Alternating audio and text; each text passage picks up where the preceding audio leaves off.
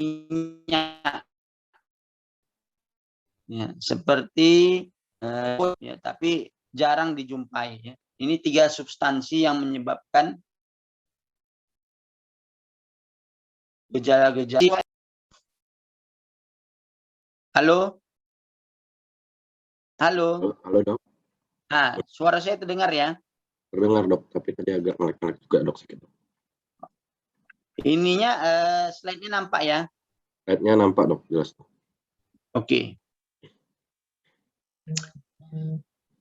Ada beberapa kondisi yang mempengaruhi terjadinya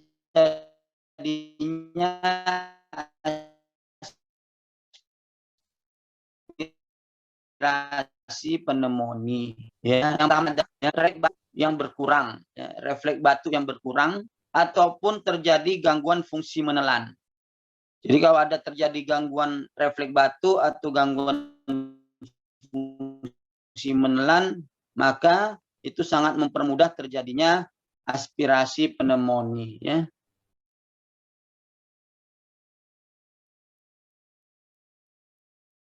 Di sini ada beberapa kondisi yang mempengaruhi,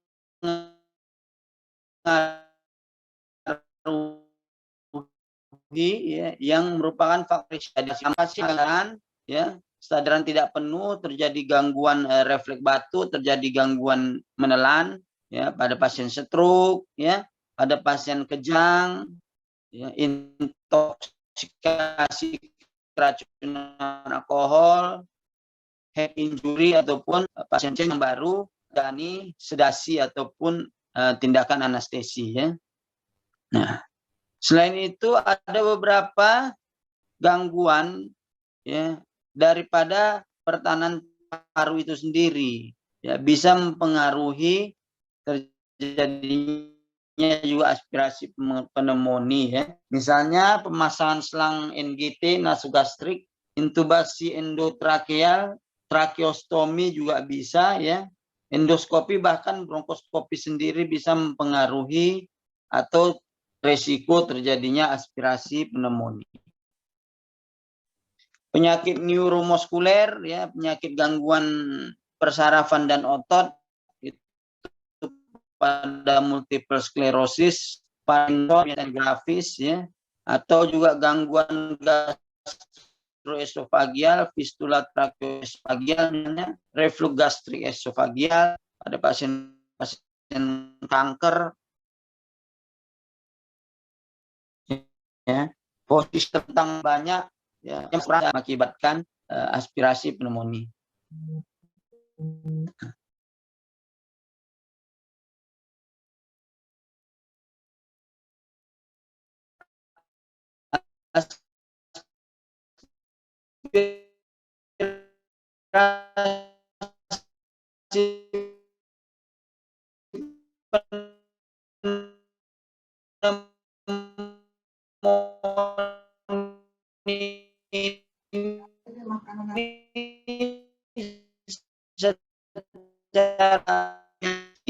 Ya, kita terus segala sesuatu bahan yang ada izin dok, suaranya putus-putus dok. Pada halo, halo dok, suaranya putus-putus dok.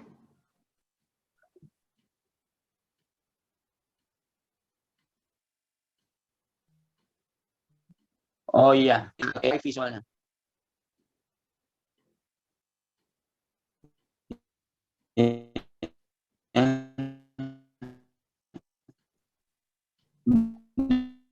Dan ada makanan, ya, itu harus dipastikan tidak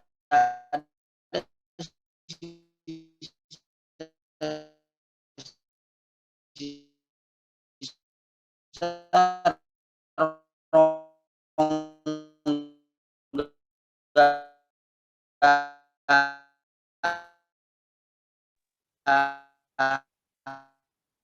Izin dok, masih sangat nge-lag dok suaranya dok.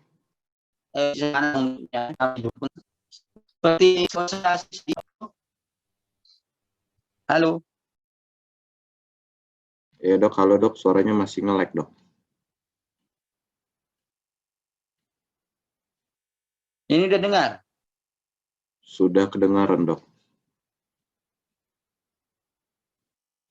Udah ya? Ini udah dengar nih.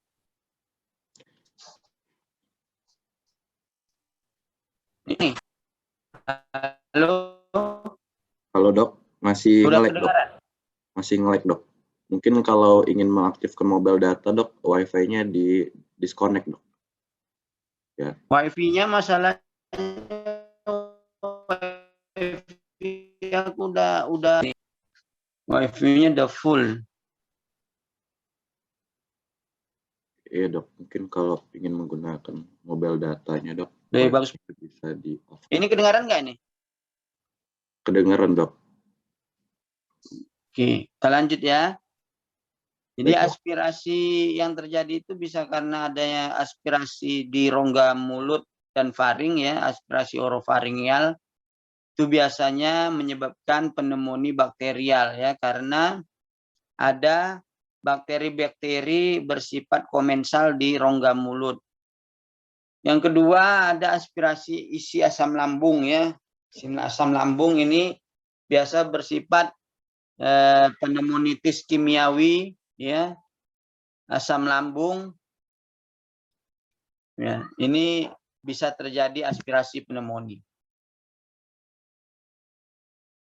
Kita bahas satu-satu ya. Aspirasi bakteri yang berasal dari orofaringial ya, atau bakterial pneumonia ya. Ini terjadi karena adanya infeksi paru dari kuman-kuman anaerob di rongga mulut ya, di sela-sela gigi ya. Ini bisa teraspirit ya. Artinya bisa masuk ke dalam saluran napas mengakibatkan bakteri aspirasi pneumonia ya.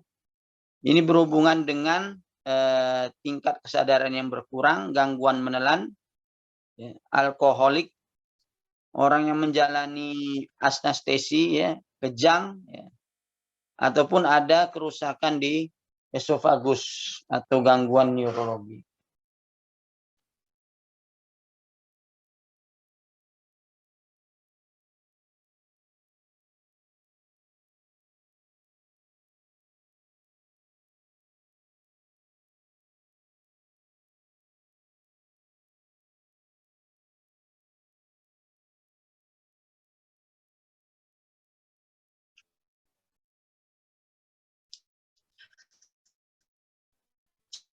Sementara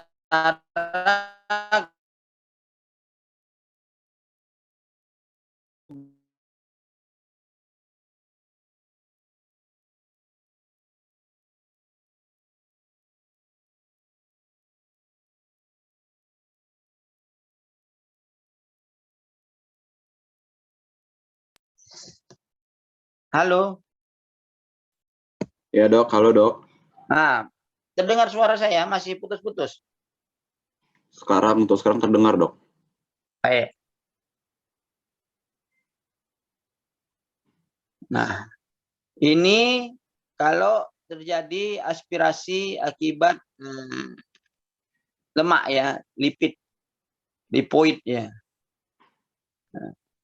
berminyak ya, lemak berminyak ya. Ini terjadi ya, aspirasi dari bahan-bahan yang bersifat minyak ya.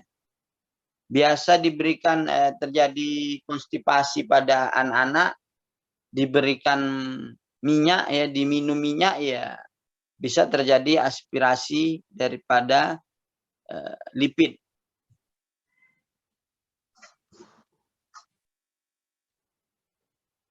Ini pada pasien-pasien drowning ya, dry drowning dan wet drowning ya. Kalau dry drowning itu ya, dia diakibatkan karena adanya ya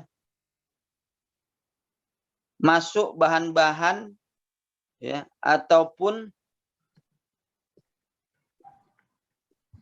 benda-benda yang tidak bersifat air ya, dry ya. Misalnya lumpur, tanah ya. Ini ke dalam saluran napas mengakibatkan saluran napas menjadi penyempitan, dan habis itu adalah kematian. Wet drowning itu ya terdapat air ya. Ini lebih tinggi apanya? Komposisi airnya ya 85-90% misalnya pada orang yang tenggelam.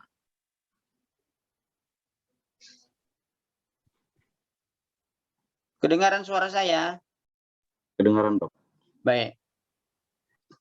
Jadi kalau dari gambaran klinis, keluhan-keluhan klinis aspirasi pneumonia itu bersifat akut ataupun kronik ya, tergantung dari onset waktunya, sifat dari substansi aspirasinya ataupun respon seseorang.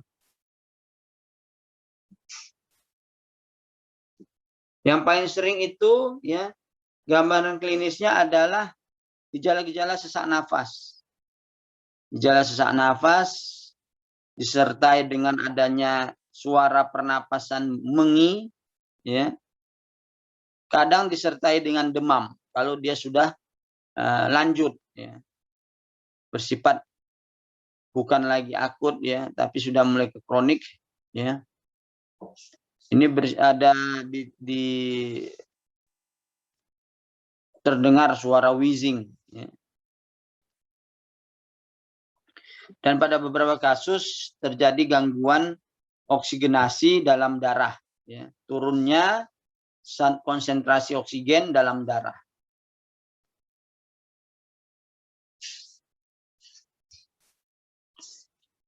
Ini aspirasi benda asing. Seperti ketahui tadi bahwasanya dari bentuknya aspirasi pneumonia itu bisa dari benda padat, benda cair ataupun uap. Nah, corpus alinum atau aspirasi benda asing itu sering terjadi pada anak-anak, terutama anak-anak yang refleks menelannya masih terganggu, ya, di bawah 1 tahun, tapi tidak juga menutup kemungkinan terjadi pada anak-anak dengan usia dewasa, ya. Jadi masuknya benda asing ke dalam saluran napas, ya. Pada gambaran radiologis, kalau dia aspirasi benda asing dapat mengakibatkan atelektasis, ya, berupa gambaran radio opak, ya, menandakan adanya kolaps dari paru yang terkena daripada aspirasi benda asing ini ya. Nah, ini contoh, sorry. Jadi ini contoh dari benda asing corpus alinum ya, ini jarum pentul. Ini kalau dari lateral, ya, lateral. Ini kalau kita lakukan bronkoskopi, ya, lakukan bronkoskopi ini nampak jarum pentulnya. Ini aspirasi atau corpus alinum, benda padat ya. Oke. Nah, benda padat ini jarumnya. Setelah kita keluarkan, melakukan tindakan bronkoskopi. Ya. Masih terdengar suara saya? Masih terdengar, Dok. Baik. Ini benda asing juga, peluru. Ya, peluru. Dilakukan bronkoskopi. Ya, diambil. Ini pelurunya dikeluarkan ya. Ini gigi palsu. Aspirasi juga benda asing. Ya. Gigi palsu. Ini benda asing. Gigi palsu ya. Jadi bahan-bahan logam, bahan-bahan plastik itu tidak bisa diserap oleh tubuh. Sehingga dia harus dilakukan tindakan pengangkatan melalui bronkoskopi. Oke.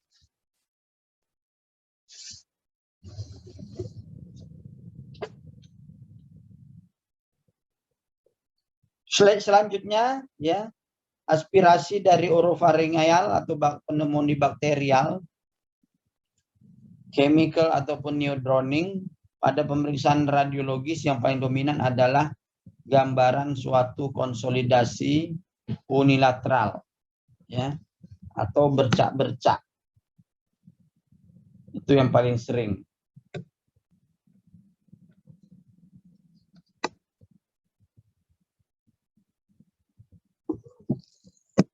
Ya, ya, dia sering juga memperlihatkan gambaran bercak-bercak bilateral infiltrat yang menyerupai akut respiratory distress syndrome. Seperti ini, ya. Ini aspirasi pneumonia akibat kecelakaan lalu lintas. Ya. Terjadi aspirasi pneumonia, lalu kita obati, ya. Alhamdulillah membaik. Ya. Ini juga kasus KLL, ya, kecelakaan lalu lintas, aspirasi pneumonia sebelah kiri, membaik setelah kita kasih pengobatan walaupun masih ada. Ini juga kasus kecelakaan lalu lintas.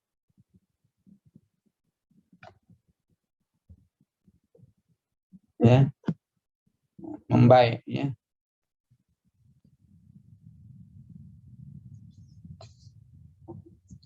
Kalau lipoid pneumonia pada foto ronsen parunya, itu yang paling sering adalah adanya nodul.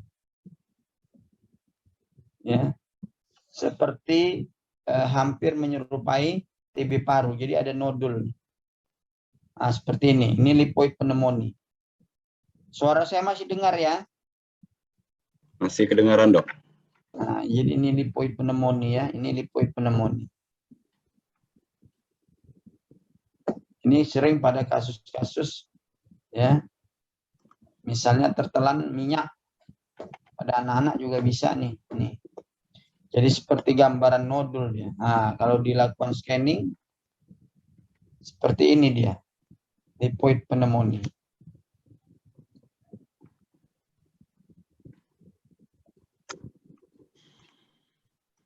Kalau kita lakukan bronkoskopi, ya, itu nampak mukosa daripada bronkusnya itu semua meradang, merah. Nah, ini akibat aspirasi lipoid pneumonia. Kalau dilakukan cucian, dia seperti susu putih.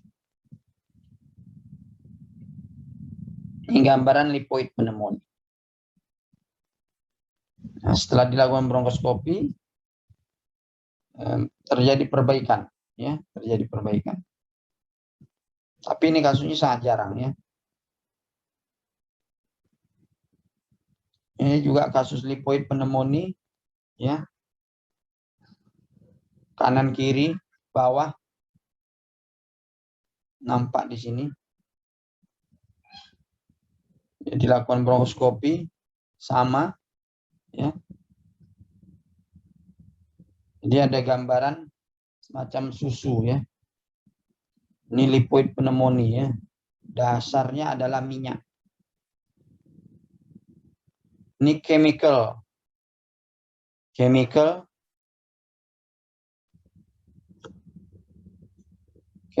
ya, sama. Dilakukan bronkoskopi juga. Ini kasus tsunami tahun 2004, ya. Kasus tsunami, ya, ada dry drowning, ada wet drowning. Dilakukan pemeriksaan. Ini ibu hamil, ya, bilateral kanan kiri. Dilakukan pengobatan, alhamdulillah semakin membaik. Ini anak-anak, ya, dilakukan dilakukan bronkoskopi, ya, membaik. Jadi tata laksananya, ya, tata laksananya tidak ada pengobatan yang khusus untuk pneumonia aspirasi. Terapi yang utama adalah pemberian antibiotik dan terapi-terapi pendukung seperti ya pelega napas ataupun pengencer dahak. Dalam kasus aspirasi pneumonia akut ya harus dibersihkan ya. Jadi bahan-bahan yang ada di orofaringal itu harus dibersihkan ya. Di suction itu harus dijaga kebersihan dari orofaringal. Jadi pada saat pembersihan juga harus diperhatikan pasien tidak mengalami tersedak atau muntah. Ya.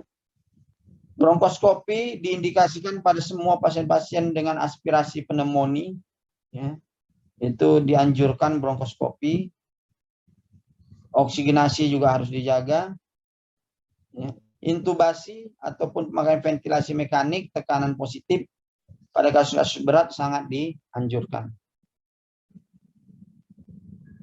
Komplikasi dari aspirasi pneumonia yang utama adalah pembentukan abses paru, emphysema ataupun pembentukan bronchopleural fistula.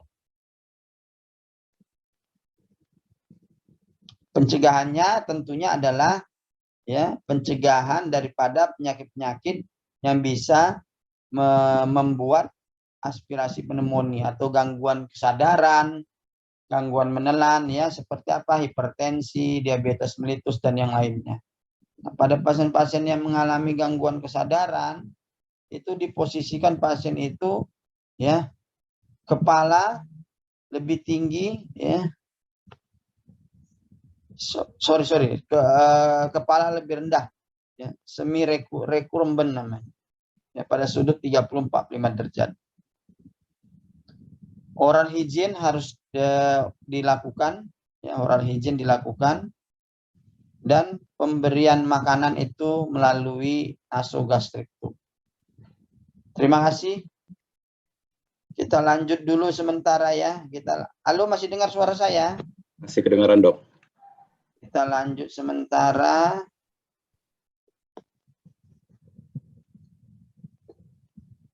Topik yang kedua.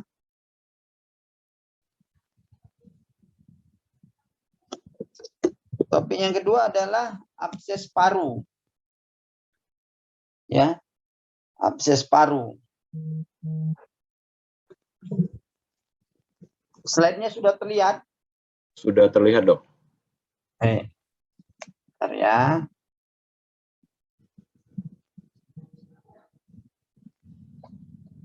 Abses paru merupakan penumpukan nanah ya di dalam suatu kavitas di jaringan parenkim paru.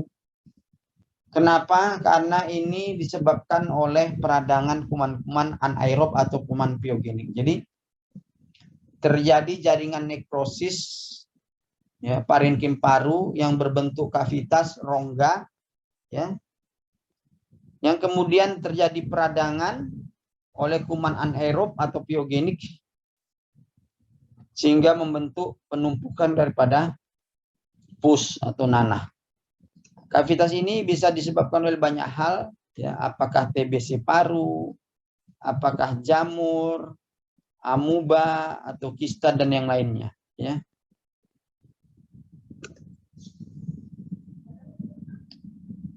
Ya, jadi gambaran radiologis jelas harus ada gambaran kavitas di mana terdapat air fluid level. Nanti kita tunjukkan ya. Karena ada batas antara cairan dan udaranya. Jadi ada air fluid level. Abses paru itu dibagi dua, ya, yang primer dan yang sekunder. Yang primer itu ya berasal dari paru sendiri, ya, karena aspirasi pneumonia ataupun penyebaran infeksi, baik TBC, baik kuman piogenik, baik kuman anaerobik. Abses paru sekunder ini biasanya ya terjadi karena penyebaran infeksi dari tempat lain, baik secara hematogen, limfogen ataupun perkontinuitatum ya abses amuba dari organ lain seperti organ hati misalnya. Faktor resikonya itu ya terjadi abses itu ya karena adanya aspirasi sekret orofaring ya, seperti tadi ada aspirasi pneumonia dari orofaringeal atau pneumonia bakterial. Ya. Karena ada gangguan neurologis, defek esofagus dan komplikasi daripada intubasi ya. Nah, ini faktor resikonya banyak ya, bisa karena terjadi aspirasi, penyakit gigi dan gusi ya, dari orofaring yang tidak baik berarti ya. Obstruksi jalan napas, pada PPOK bisa juga ya, bronkiektasis, emboli dan lainnya.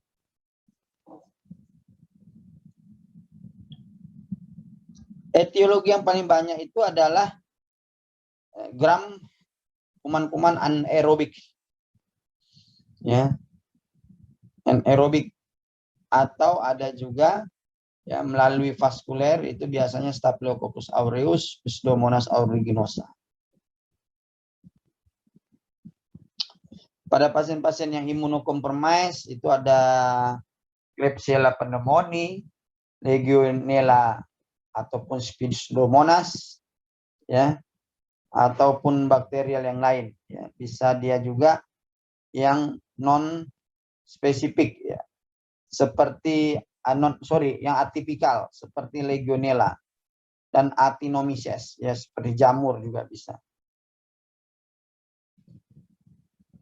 Jadi abses paru yang paling sering itu terjadi karena masuknya kuman dari orofaringeal atau saluran napas atas ke dalam paru ya, membentuk nanti adalah peradangan di paru ya, nekrotik daripada pembuluh darahnya, terjadilah nekrotik parenkim paru yang kemudian membentuk kavitas. Ini patogenesisnya. Masih dengar suara saya? Masih kedengaran, Dok. Baik. Manifestasi klinis ya itu secara kejadian infeksinya disebut akut dan kronik. Kalau akut itu di bawah 4 minggu kejadiannya, kalau kronik adalah di atas 4 sampai 6 minggu. Jadi proses infeksinya secara akut ataupun kronik. Gejala klinis yang paling sering terjadi adalah batuk disertai dengan produksi sputum, demam ya. Nah, kalau sputumnya ini semakin lama harinya, misalnya lebih dari 4 minggu, dia akan berbau busuk ya. Itu abses, itu ciri khas abses paru ya. Jadi berbau busuk disertai dengan demam ya, disertai dengan gangguan kebersihan orofaringeal.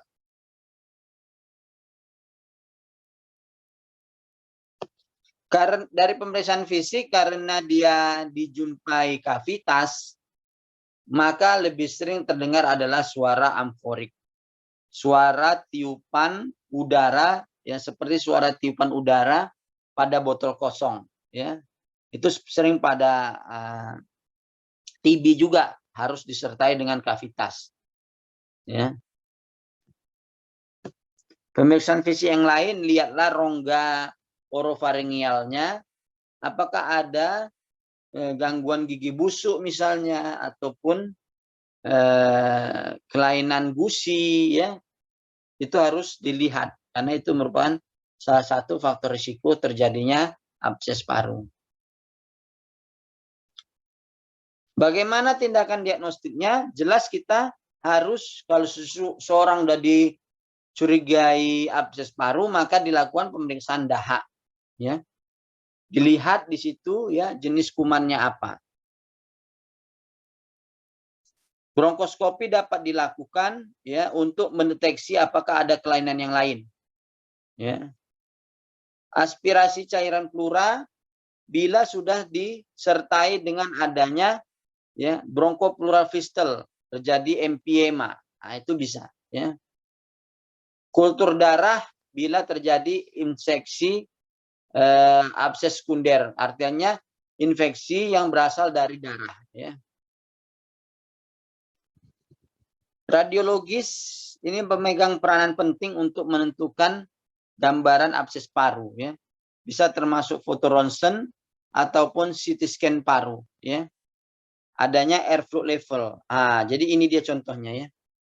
Jadi ada gambaran foto torak, abses paru ya, ada kavitas berdinding tebal, ini dindingnya tebal, dengan fluid level, air fluid level di dalam kavitas tersebut nih. Jadi ada kavitas, ya toh, ini ada kavitas berdinding tebal, di dalamnya ada air fluid level. Ya, ini menandakan suatu abses.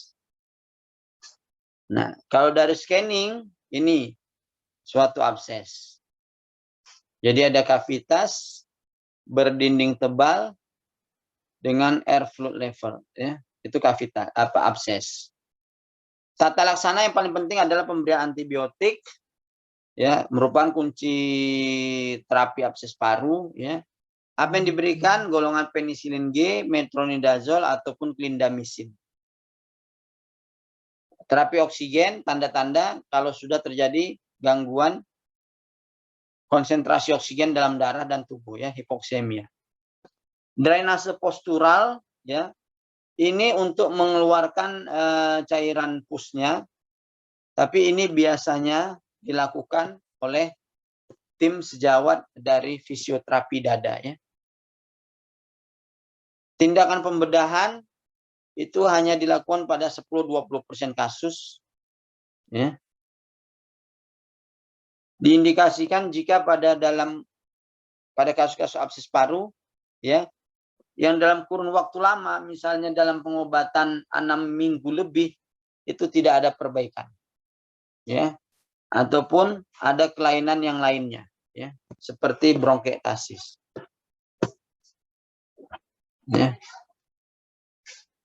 Diagnosa banding kavitas, yaitu tadi ada infeksi TB, bula, ya, ataupun yang non infeksi ada karsinoma, ya, atau adanya tumor paru, ada sarkoidosis juga. Komplikasi yang sering terjadi, jadi abses ini, kuman ini, ya, bisa menyebar melalui hematolimfogen, jadi melalui pembuluh darah dan limfa, pembuluh limf, ya, pembuluh limf. Jadi bisa terjadi abses otak ataupun batuk darah masif, ya, batuk darah banyak, empiema ke rongga pleura, ya. Tidak sering juga terjadi piopneumotoraks. Pencegahan yang paling penting adalah menjaga kebersihan orofaringeal, ya, dan perawatan gigi, itu dia. Diagnosa banding ini abses, ya. Abses itu jelas adanya kavitas berdinding tebal, rongga berdinding tebal, di dalamnya ada air fluid level yang lebih dari setengah isi daripada kavitas. Ini abses. Ini tumor paru dengan kavitas juga bisa, ya. Namun air fluid levelnya sedikit saja, tidak melebihi setengah. Ini TBC paru juga bisa. Dindingnya lebih tipis. Air fluid levelnya tidak melebihi setengah daripada isi rongga kavitasnya. Ini kista paru. Ya, ini sangat jarang kasusnya kista paru, ya. Kecil, lebih kecil rongganya, ukurannya. Ini aspergilloma, jamur paru. Adanya kavitas, terus ada crescent sign. Crescent sign ini seperti bulan sabit, ya, ini. Bulan sabit, ada fungus bol. Ini kalau di TTLB. Ini contoh daripada kasus abses paru. ya, dirawat, dilakukan kultur sputum, ya, Streptococcus aureus dengan uji kepekaan sensitif levofloxacin dan golongan cephalosporin. Maka diberilah kombinasi antara dua itu, ya, selama sebulan mengalami resolve, ya, perbaikan, ya. Oke, ya, selesai. Suara saya masih terdengar? Masih dok.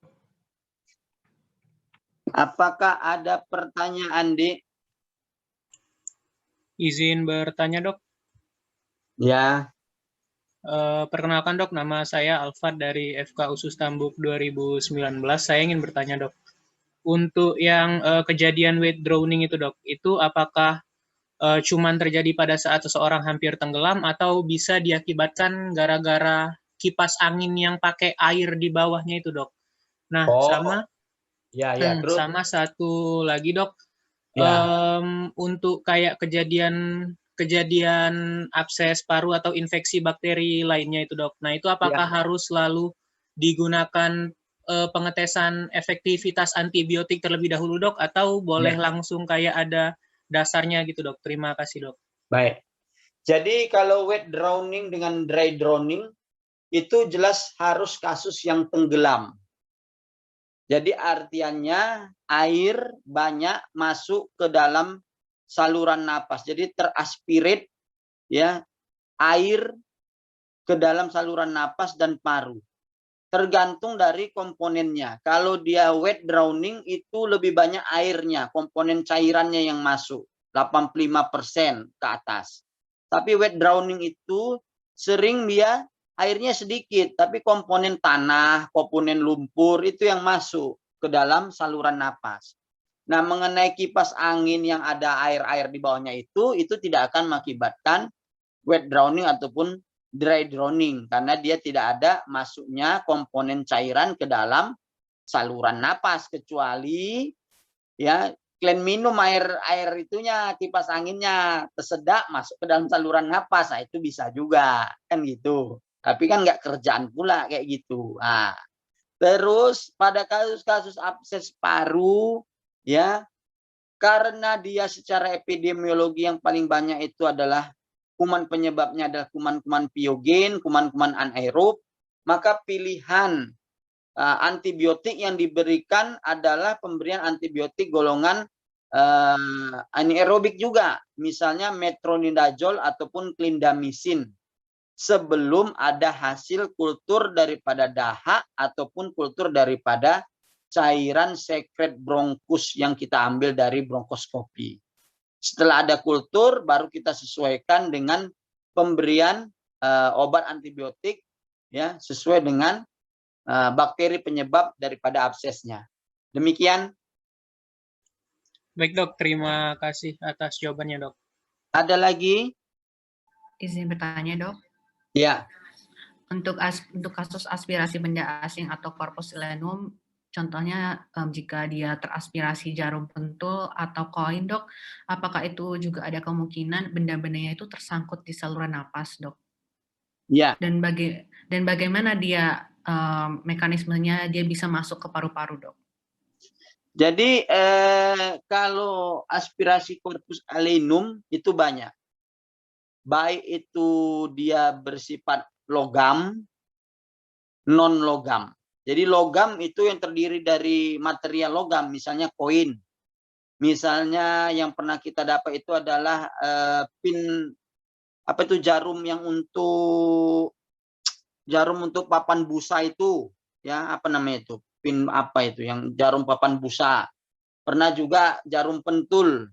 Itu masuknya, ya, mekanismenya itu adalah gangguan menelan, ya. Artiannya pada saat ada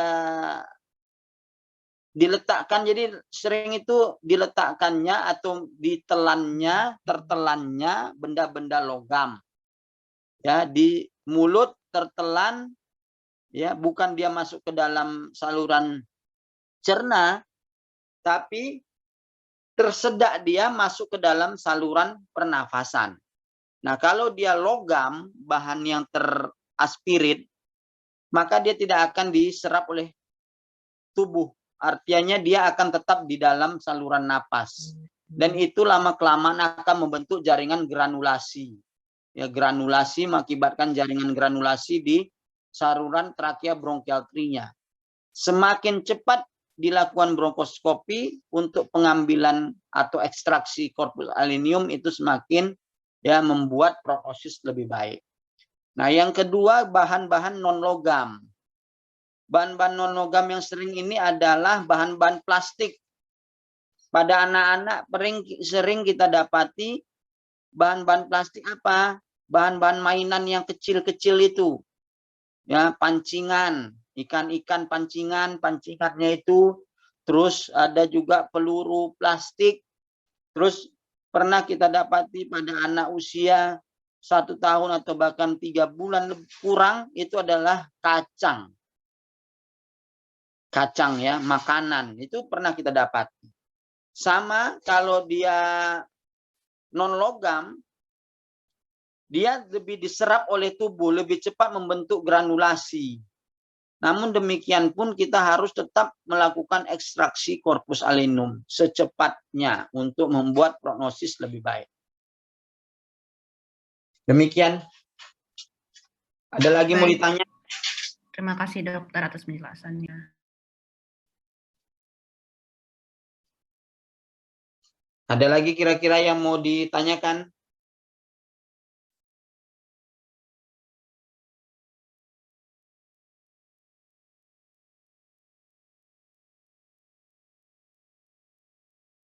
Cukup sementara?